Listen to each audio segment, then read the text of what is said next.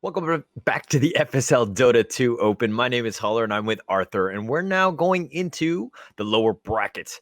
And which of the two teams are we going to see right now, Arthur? We are going to be looking at Spitfire and, of course, Amazon of Themyscira. Themyscira. I can't believe you can say that. I can't. All right. Nonetheless, I'm actually super excited about this one. We just saw Amazon's kind of, they had an amazing first game where they came back from like 24K, and then they lost the second one, kind of didn't really have much going, and it seemed like they were on the edge, so to speak. But it looks like now they're going to go into this third game. Of course, this is a double elimination tournament. So this one, if they lose it, they're out, but they're up against Spitfire here. And let's hop into the draft right now. Yeah, it's a go on or move on situation here for both of the sides, and we said in the last series that we are gonna want to see more of Amazons, and we are right now. Getting into the draft, we see Whitespirit and Tiny from Spitfire, very explosive opening coming out from both sides. As Amazon also go for this Shaman plus Juggernaut, one of the very a lot of killing potential kind of lane with the Shaman and Juggernaut. If Shaman turns out to be a post 5. Yeah. Not a hero that we have been seeing a lot, but Shaman is always good against the spirits. So I guess it's okay. Yeah, it's got the lockdown, it's got the control, but one of his arch nemesis, I would say, at least in terms of just steamrolling him, is going to be that Tiny, right? He's going to focus on that Shaman and just kind of blow him up as quickly as possible and make his life difficult. And especially as Shaman, when you're standing still, just shackling somebody, Tiny's just going to, just easily find you in the fight. Yeah. That's the good thing about Tiny. It's always good against all this squishy backline support. But Shaman, well, there's a couple of itemization that a lot of the supports can go for now against Tiny. Drain drops, the casual fluffy head is going to be so useful as well. And just all these items that can provide raw HP will be really good to keep them alive. And I guess that's why we don't see a lot of Tiny 4 right now, because in this current meta, it's just getting harder and harder to burst down this very squishy support at the backline, because everyone kind of know how to keep themselves alive now. Yeah. And that's the biggest thing, just staying alive, right? I think that'll just really help you just play better Dota, just not dying as much. So definitely something they need to do. But this is it, right? For both of these teams, this is the lower bracket. There's really no room for any sort of error. So you got to make sure you stay alive, make sure you stay in it. But again, let's look at the bans here. One thing that I've noticed from the last two is that there's no Medusa ban, and we talked about highly how strong that hero is.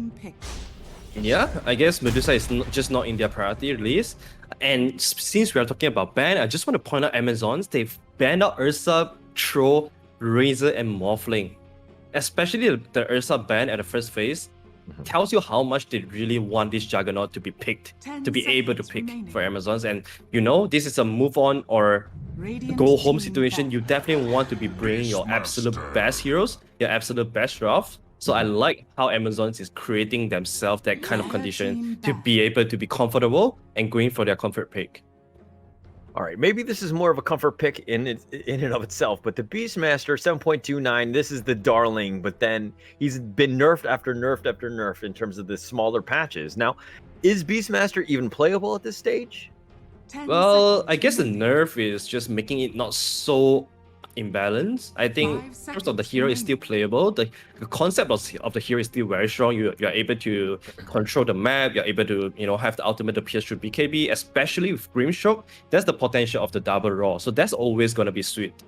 And in terms of this game, I feel like DP Master is gonna be the off lane here. Always good against Juggernaut, because having one hero that can stun Juggernaut through the magic immune really shuts down the idea of Juggernaut, because this hero wants to be splitting the map, playing aggressively, and then just utilizing the spin TP to get out of danger. But against Beastmaster, he cannot do so. So that's gonna take away the biggest strength of Juggernaut. One of the biggest strength, I would say.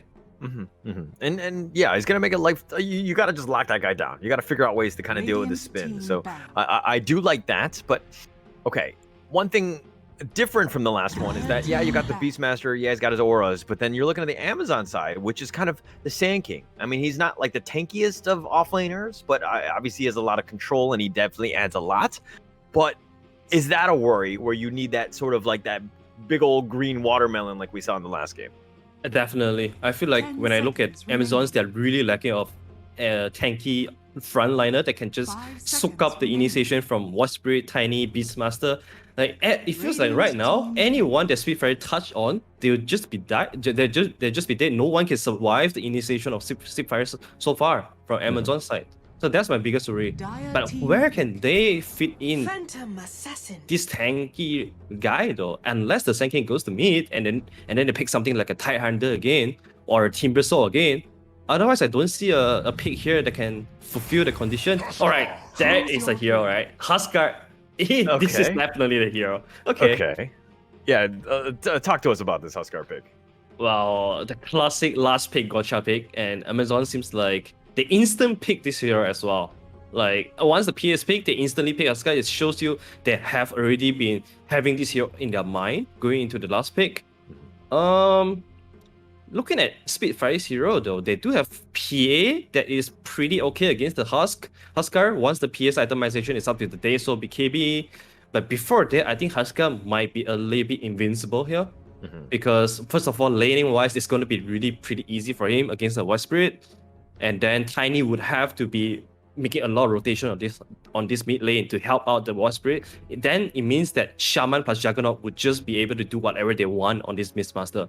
I think this Huskar pick is pretty damn good from Amazon.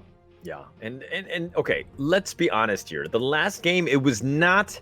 I mean, yeah, they lost, but it wasn't completely on anyone's shoulders or anything like that. But in the first 10 minutes, Gabriella was actually tops, right, in terms of net worth and just getting that snowball going. But the thing is that she was on Necrofoot and Necro, who's kind of not really able to control the game, like take over the game, right? And so I think when you're on a hero like Huskar, who has that potential to just, I mean, yeah, the gotcha pick and everything and just kind of snowball, you're going to have a hard time with this. And all they can really deal with is just right clickers. But yeah, you got PA who kind of wants to burst you. And then you have a lot of other heroes that have magic, which don't do as much on this Huskar. Yeah, last match on Gabriella's Huskar, 17-4-3. That definitely shows you that she is definitely comfortable on this Huskar hero. And also, the items that Huskar like to be picking up now, the Agonims, the Heaven's Halberd, these are all really good heroes against what Spitfire have on their draft. So I think if they are able to protect this Huskar and don't let him get burst down, they would have a very good teamfight potential. Especially their heroes are so good in counter initiation. Sand King can always come in with the epicenter, and then Dark Widow, of course, Terrorize is one of the best counter initiation spell in Dota 2. And if you pair with Huskar, a hero can sculpt so much damage. That's just perfect. I think this is just the perfect pick that they need to round up their draft. All right, I like it too, and we're gonna have to see how this one goes. But if you're looking at it, we've almost every game we've seen them just kind of group up and just kind of go for these like team fights very early, right? In terms of the first blood and all that. But if we're looking at what Juggernaut is doing here, and ZPY just hiding in the trees here, all by herself, is that a little worrying? It's quite a dangerous move because some of the times the Radiant team will plant an ops there on the hill that he's hiding at, and then they will just reveal him. But because Radiant's not doing that. Yeah, they tried to go for the steal, and that was the main point of that one. But yeah, it looks like Void Spirit was there, just kind of gatekeeping that bounty rune. So nobody has died, which is very different from all the other games that we watched today. Yeah, I mean, it's an elimination match. Both of the teams, they're playing as safe as possible. Doesn't really want to do any unnecessary mistakes. But Kulin on a P at the bottom side, she has already used the TP to get back to this lane from the top. So she gotta be really careful here. If she drops, she might be in a lot of trouble because she does not have TP for the lane anymore. Oh yeah, that would be a problem here. But okay, PA, Grimstroke, Sand King, Willow. Who are you giving the edge to in the bottom lane? I will say PA Grimstroke. This is the classic build. Inkswell into the blink on the target. As you can see, Inkswell already at level 1 for Kuzmi. Ooh, nice little Burrow Strike. And Kazumi gets a little low, does need to be a bit careful here. Another dagger, slowing it down. And she actually kind of stopped to go for that Tango, and I think that might have done it. Although I'm sure Kulin would have just dove regardless, but they draw first blood here. Yeah, that's the power of the PA and Grimstroke. And now they are both level 2. They have so much more renewed damage with the Stroke of Faith, with the Blink, with the Phantom Strike on the PA, that's gonna give them a lot more killing potential. That is where the Dark Willow really wants to be careful because she's a very squishy hero. All right, so it looks like Amazon's plan obviously just let the snowball happen in terms of Huskar here, but as I say that, Burrow Strike, Inkswell, trying to go through, not able to get in the trees, not able to get away. Sheena, Kazumi will secure that kill. Sheena getting a little low, and they do have the Bramble Maze, and they actually get the second one. Kazumi with an outplay right there, doing a decent amount of work, and taking it straight out of the crit playbook and just dominating with this Willow early. Wow, the Bramble was actually perfect there. Catches the PA twice in a row. Double kill. That is a very good redemption. I know the Bramble Maze is random, but it didn't seem like that one. Yeah, it seemed like it was very well calculated there. So really good play coming up from Kuzumi. Now Sanking is gonna get the big camp pull as well. Oh, this is a perfect redemption for them in this lane after the one death on that Willow. Okay. Yeah. All right, so the shackles here and the creeps are in position. Capitana very good at baiting and whatnot, but this boar is going to get into the action, and Capitana will, disengage at this point. Mid lane, we're already seeing the White Spirit struggle against the Huskar. Huskar is sitting at 13-9 compared to the 8-1 from White Spirit. Good thing is, White Spirit can always just rely on getting level 6 and then power rune and make rotations at the side lanes. But the problem really is, who's the Huskar killer here on Spitfire? That's not a really good reliable Huskar killer, and that might be a big problem for them when the Amulet is eventually up on Huskar. Capitana, top lane, is getting chased down. Another right click, and they do have the vision, and the Hawk is there just providing that, so they're going to get another kill on that one, but 2-2. 2-2 so far. It's all about finding the stabilization from Amazon side because they don't want much to happen. Oh, Huskar? Sanking. That Bramble Maze so good again, just stopping it, them in their track, so to speak. Not really much to follow up on, but look at this mid lane. 2013 last hits, just Gabriella just making Vin's life very, very difficult in the mid lane. Yeah, like you say, Gabriella, last game on the Necrophos versus the Bristol Bear matchup, he was dominating in terms of the CS chart. And however, it's just sad that Necrophos is not a hero that can make active movement on the map. This time around, Huskar is definitely a winning condition and much stronger than Necrophos. I'm very excited to see what Gabriella can do here with this early advantage. Another kill on Kuzmi on the Dark Willow. Yeah, she's just on point today. Just her damage. I mean, is it obviously she's playing out of her mind right now in the sense of just securing 3 kills very, very early like this, but less than 5 minutes, pretty good Dark Willow game so far. Yeah, she's going for the Midas though. She's queuing up the Midas. She knows how much of a lead she has gotten. Like this is her saying, "It's my reward for playing so well in the lane. I'm gonna go for the Midas." Well, you might as well at this point, right? I mean, you're snowballing so hard. I mean, you're still a ways away from it, but I mean, it's only 5 minutes into the game. Definitely in a very, very good position right now. Yeah. Oh, Sanking committed a Borrow Strike into nothing, not hitting anything, and that's the sentry from Tokyo.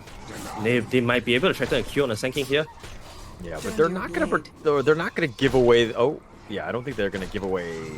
Or they do because the creeps are hitting the Sanking. They gave away the fact that there was a sentry there. But okay, what else? Kulin. What does Kulin need to go in terms of build? I mean, just the classic PA build. Go for the Paltress, Fury, Deso BKB route, and then I think she definitely wants to be picking up the shard as well because the brick is just amazing on Huskar. I think that's the timing for the PA. But it is like a 30 to 35 minute timing though, so that's a long way to go. And for Spitfire, I don't know if they have enough time to give themselves the PA such a big lead, because you know that AOT for Amazon once the Amulet is up on Huskar, they are gonna be threatening objective. Even Roshan will be something that they'll be thinking about. Haste Rune on Huskar, making a move on top. Oh, and looks like he's gonna just TP you out. And Gabriella here with that haste, just doing some animal abuse, and okay, Looks like those poor old bears, or the boars are away. Yeah. Tiny made a rotation bottom, but however they wouldn't able to find anything. So that's quite set of a TP there by Tiny. Now he's sitting with no TP and he's only level 3 in 6.5 minutes. There's nothing much Tiny could do here because there's really not much of a kill potential on all the side lanes. The only way she can do something is with the Inkswell on green stroke. That's why she TP to bottom. But Sand King retreats very smartly to dodge the attack. It's completely out, but Sand King still has, I mean, no TP now, right? So she has to make her way back into the lane, which is going to take some time here, but look, Gabriella here, top in terms of the last hits, 41-16 versus the 23-1 of Vin. This is looking rough, but, you know, almost has armlets on Gabriella. What is the item you get after armlet? Well, go for the maybe classic power tracks of Facebook into... I think Heaven's Support is really amazing here. The status resistance is really good against all the cheap disable coming out from Spitfire, and of course the Raw as well. BKB could be something he wants to think about, but top lane Kapitana getting punished once again. And this Hound of Dominator pickup from Beastmaster will be the tool for them to fasten the tempo. Oh, they've got the Roar. Oh, they're going to go, and they got the Avalanche as well, and there's no way to get away from that one. And this little combination has gone quite well for them, and they're starting to do some work in the top lane. Amazon, they might want to be sending more help or just try to avoid going back to this top lane because Beastmaster level 7 soon, he's going to want to threaten the tower. And I don't think Shaman or Juggernaut would be able to defend this tower alone by themselves. Even if they send both of them bottom, they might not be able to do that. That's why Shaman has already TP'd out the bottom. Hopefully they can find something with the Sand King.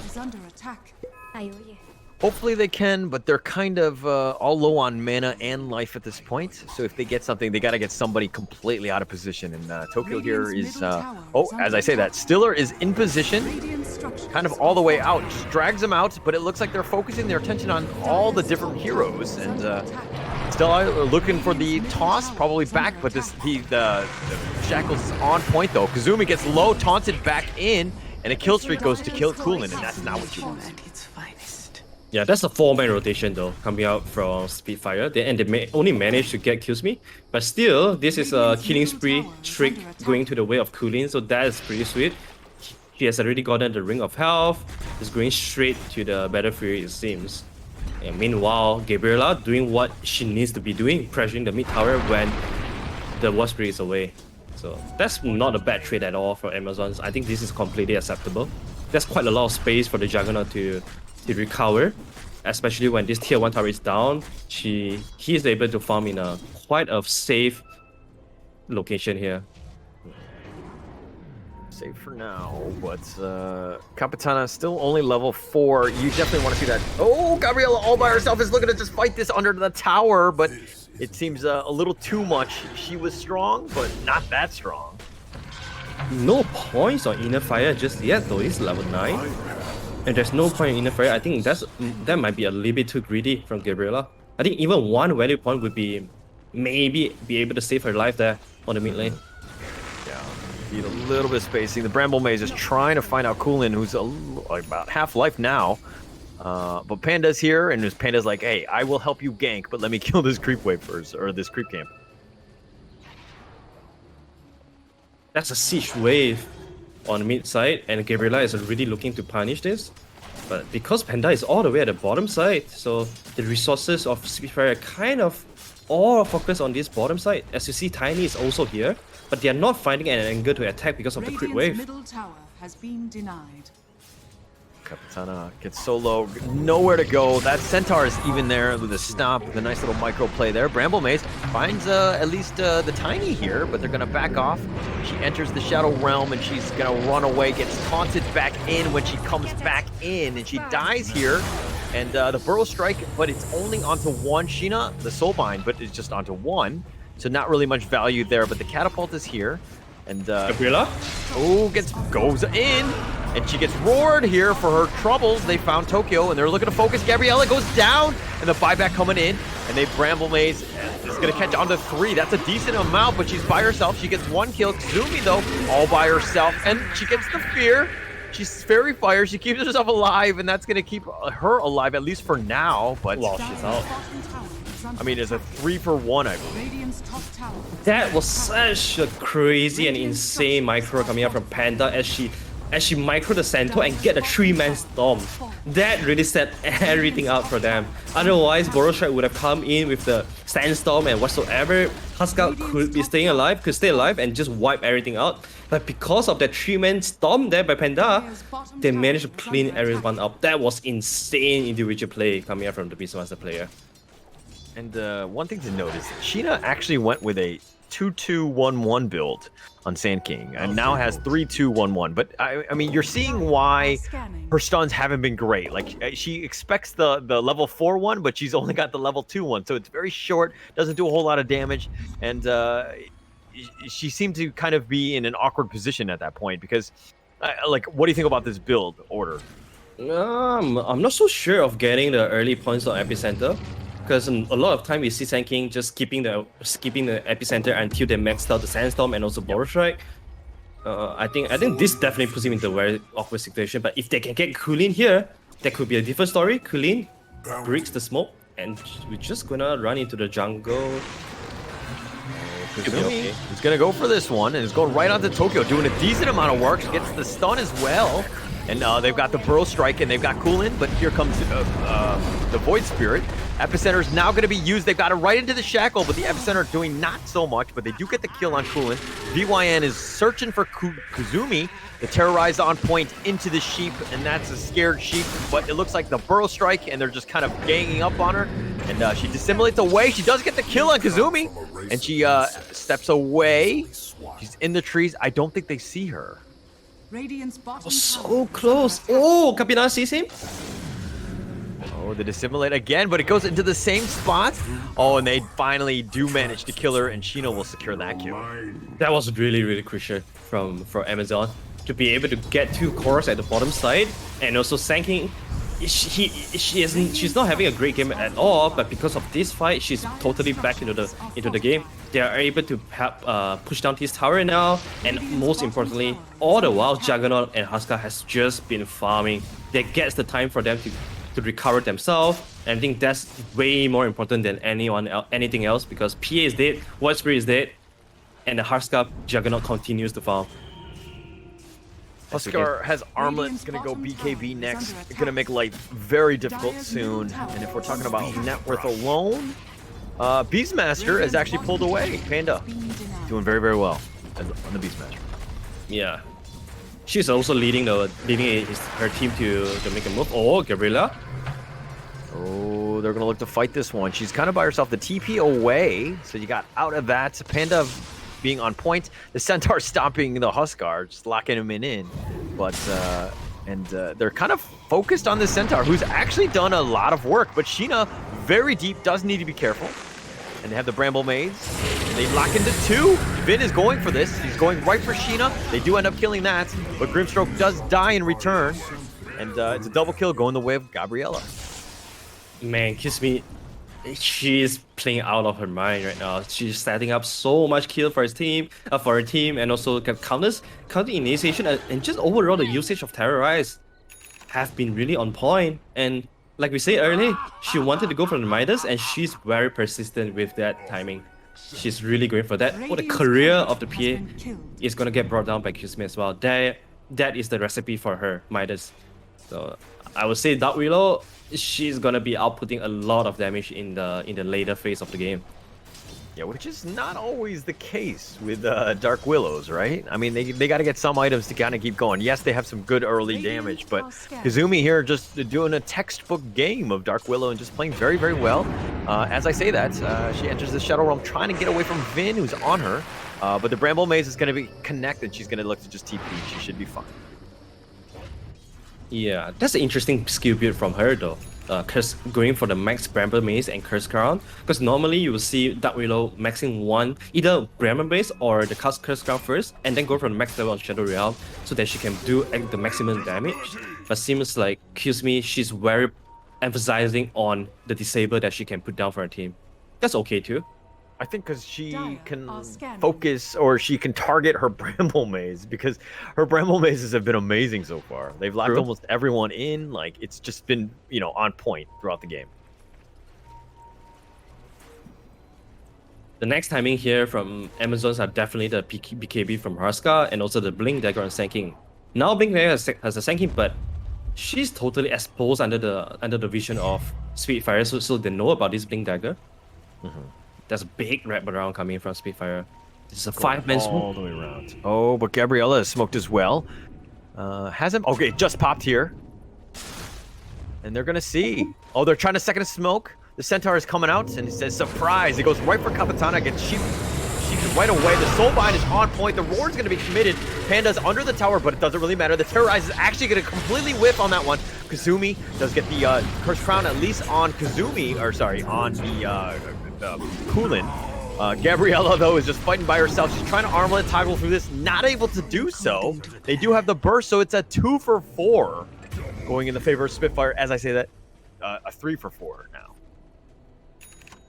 Yeah, the Burning Spear was able to finish off Win there on the War Spirit. That was a bit weird because that Terrorize did not hit anything at all. Yeah. And that was a bit off from the Dark Widow because knowing how she has been playing very on point, but she whiffed off the most important Terrorize, I would say. But overall, Spitfire, they committed a lot of resources for this. PA was just finishing up her Battle Fury. She might be in trouble at the top lane. Oh, the epicenter that's being channeled into the Sandstorm. Kulin taking a decent amount of damage and trying to phase out of this one, but can't even find any creeps to really blink away. But the jukes are real and Sheena's behind. Oh, the Burrow Strike just to the edge ends up finding her. But Kulin, he throws out a dagger, slows it down, now gets the blink away, but is walked into Gabriella, which is the ultimate end boss, and just interfires and takes that kill. Yeah, Guerrilla with the 4 points on Inner Fire was just enough to finish off the PA. Now with the BKB up on Huskar, she might want to be thinking about the Roshan. With this death on PA, PA is only having Battle Fury making her way to the power tracks right now, so she does not want to fight at all. This is the timing for Amazons if they want to be pushing things forward. They have the Master Serpent Wars ready as well on the Shaman side. Unless she wants to use it on mid lane. Okay. Tana got killed there. Bramble Maze has been used, but no real action. And yeah, the wards have been placed, but Venom Embrace, are they looking to go on this? They've got the taunt back into Gabriella. The Pearl Strike, but only onto the Grimstroke there, but Tokyo will back off here, especially with those wards shooting. Yeah, there's a bit of miscommunication between Huskar and the Sand King. I think that might be an easy kill for the Huskar if she was in sync with the Sand King. But either way, they only lost Shaman. That's not a big deal. But it's a usage for this Massacre was on nothing though. So that's a bit of loss of opportunity there, or maybe a little bit dragging down their tempo, because this is definitely where Amazons are wanting to make a big move with their itemization, with their item timings, but they are not able to do so. Means that PA is the biggest winner for now. She's just being able to quietly farm up to her Deso BKB timing. The more quiet the game is, the better it is for PA. Yeah, she's 3-3-5, so she's been in some of the action, not really that much, but I mean, just like Kulin wants a quiet game, ZPY on the other hand wants a quiet game as well, and she's 1-1-0, and we haven't really called her name much, because Gabriella is consistently fighting, gets taunted back, and is looking to fight this one. Now BKB is going to be committed in her fire, and she's going to try to go ham on, and she's doing a decent amount of work, but she actually has no kills thus far. Throws out the dust for good measure, but yeah, no real kills. Vin might tick away. I'm not sure if she catches her. No, with the shield there, she should be fine. But Tokyo goes in, gets sheeped here, and they do get the stun, the dagger, the soulbind. Next, Burrow Strike. The roar is going to be committed onto Gabriella, but the heal is there, and they do have the Centaur stop on Gabriella, but Tokyo looks to be left for dead. She does go down, and I think they're going to focus their attention maybe on this T2 mid. Yeah, they might want to just run straight into the Roshan now. There's no Raw, there's no Soulbind as well. This should be a pretty free Roshan for Amazons to take. They have to bring numbers in to protect this Roshan though. The Shaman might even want to be dropping Massacre Watch just to secure it faster. Be quick enough. Yeah, with the help of the Healing Watch should be alright if they bring 5 men here. Juggernaut is ready to fight as well for now with the Maelstrom plus the S and Y. So this is the tempo, this is the timing that Amazon is hitting. They will not get stronger anymore. And I want to see them going just like right now, maybe. Juggernaut is one of the best heroes to take early towers as well, because of the healing ward. So they should be just running down this bottom lane with the 6 creep. Oh, nice. Alright, and it looks like they're going to focus. They got the wards down as well. And they're going to focus their attention on this tower. Glyph is going to be used, though.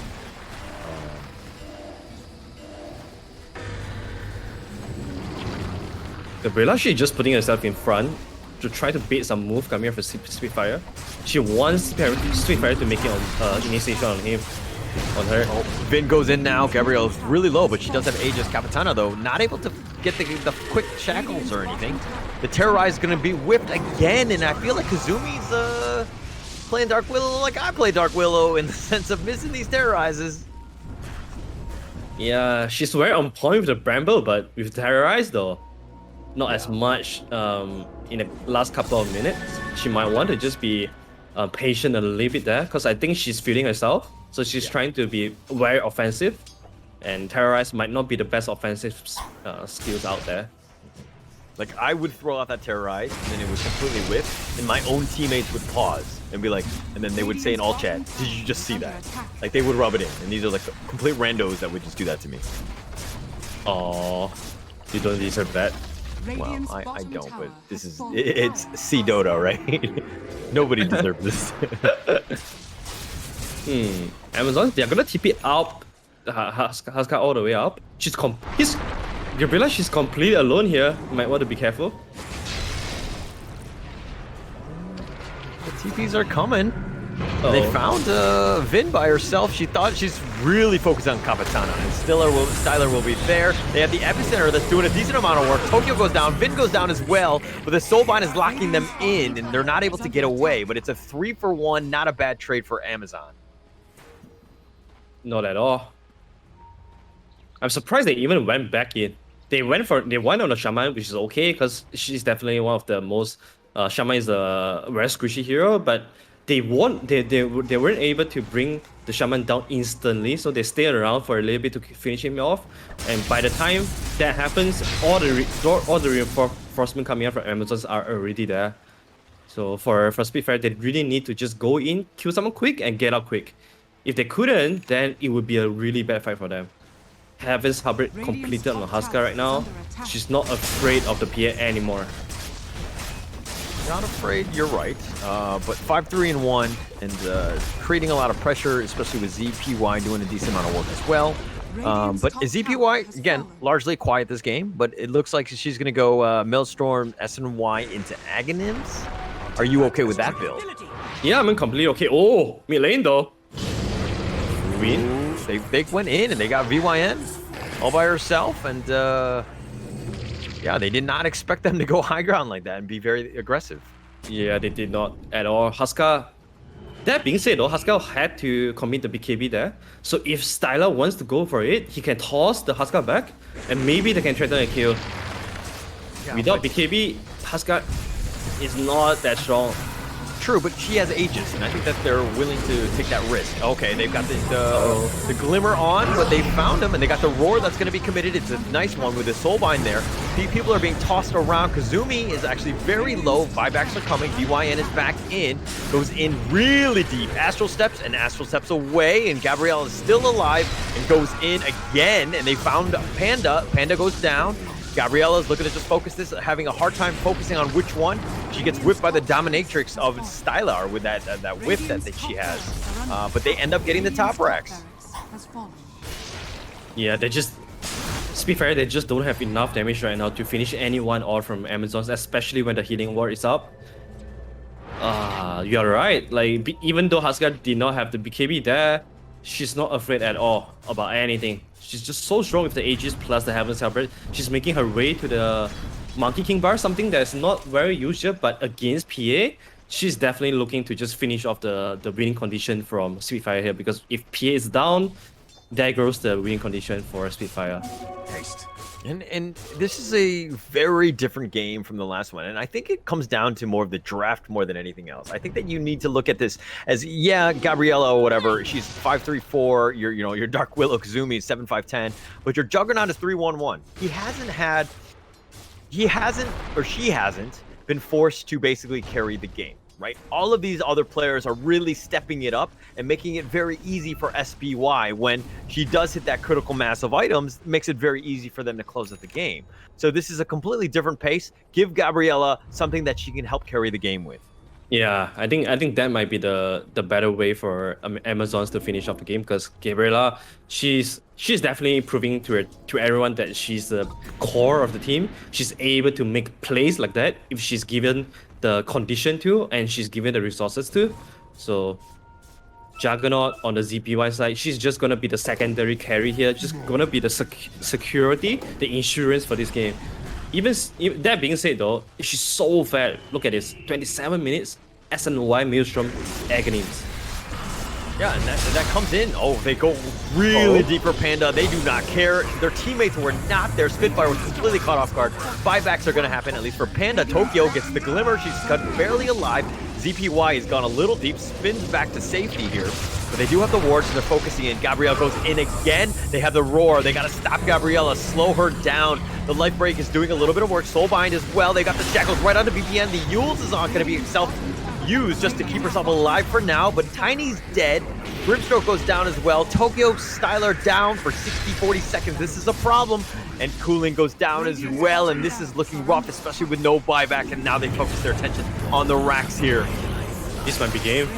Yeah, VYN goes in as well, no buyback, and it looks like this is double elimination. Both of these teams have already lost the game, so again, I don't know how they're going to come back, especially with Cooling down for another 30 seconds. Yeah, that's the biggest timing for them. She just bought the BKB freshly, so she did not have buyback. Same for the War Spirit. Buyback is on cooldown. And look at the itemization that War Spirit has. Only one use scepter compared to the 3 items on Huskar. That's the gacha pick coming into the picture for Amazon. Yeah. That's the effect of the gacha pick. Oh, Sheena goes in. And they go right onto Panda, the little Swift Slash, doing some work there. And it's going to make short work of Panda there. But yeah, look at the net worth. VYN is a bottom third, even below the supports of Amazon. Yeah, it's just a really tough game for War Spirit. First of all, she has to suffer this lane against the Huskar. And she is the only playmaker on her team that can move around to create something happen. Nice avalanche there. They have the shackles, but it's not cool, and the glimmer's just gonna keep her alive. Gabriella's taking some damage, but still, Gabriella loves it. She's loves the pain. Coolin has to use BKB, and now she's running for her life. She dashes, she blinks forward, she gets away for now, and they're gonna go back into the fountain. Amazons, on the other hand, focus their attention now on the T4s. Yeah, that's a healing war as well, so everyone's gonna get back to 100% HP. How can Spearhead do this though? Oh, the Soulbind is going to be used. The life break just goes in, and they just delete Tokyo off of the map. Oh, they do get this the Shadow Shaman, but that's really, I don't know if that's enough, especially since your T4s have gone down. Your Ancient is now exposed. What do you do other than pray in the fountain? Yeah, nothing much. Maybe start registering for the next season. Shots fired, and where can they find you on social media? Leonardo Dota. Wow. Sorry. Well, all right. That's a very good. I would say they shouldn't be blaming themselves as much, because this is just the effect of the gacha pick. The Amazon, they themselves use it very well, because this Hearthscut proves to be having no issue in carrying this game at all. Even though Spitfire, they had a pretty nice early engagement. Remember the fight that Beastmaster had the 3-man storm that gave them a really good advantage early on. But still, when the timings of Amazon hit together, there's just nothing much Spitfire can do with their lineup. Really not much. I mean, if we're just looking at the graphs alone, look at just like this dip. I mean, Spitfire had a little bit of a chance, and it was kind of even. I mean, there's that little hump in the middle, so to speak, but then it just snowballs, and then you see the Huskar effect, and then the fact that Juggernaut ZPY was completely left alone and was able to carry this game in the end. But 8-1-2 finishing it off. Gabriella 7-3-8. But who is your MVP of this game? I would definitely give it to the Huskar. I think Okay. Gabriela did a pretty good job in leading her team to play towards the objectives that she wants to. The tower pushes, the Roshan taking as well, and then all of them just play very perfectly around the Huskar, and I like it a lot. There's no any individualism in the team. Everyone is playing very unselfishly towards the Huskar, towards their biggest winning condition, and I love that a lot. And I got to give a shout out to Kazumi as well. I mean, getting those early 3 kills is great for morale, right? You just came off of a loss, and just being able to be like, hey, we don't have to rely on Gabriella or, ZPY to just carry us the game. We can also dominate in all 3 lanes, make sure that we put our team in the best position to win the game. And they did, and they kind of got themselves going. It could have gone a completely different route had Kazumi not had that great start. Yeah, that's true. Also, the Midas was just a really, really confident play as well coming out from Amazon. It just makes you, it gives you the kind of vibe that they are really, really confident after the more, like we say, the triple kill from Dark Willow. I mean, not triple kill, but the 3 kills in a row really just boost their morale up and give them the confident boost for them to move on from the game. I think with this win, it's definitely a very big confident booster for themselves. All right, so just for the record, let's give a shout out to our sponsors at Intel, Tokenized Exchange, and Yahoo. The next game, please do stay tuned. We have 2 more games. The next one is going to be Lujiami versus Brenny Sports. That's going to be an amazing game. That one is going to be coming up next. We're going to take a quick little break before we get into that. My name is Holler. This is Arthur, and we'll be right back.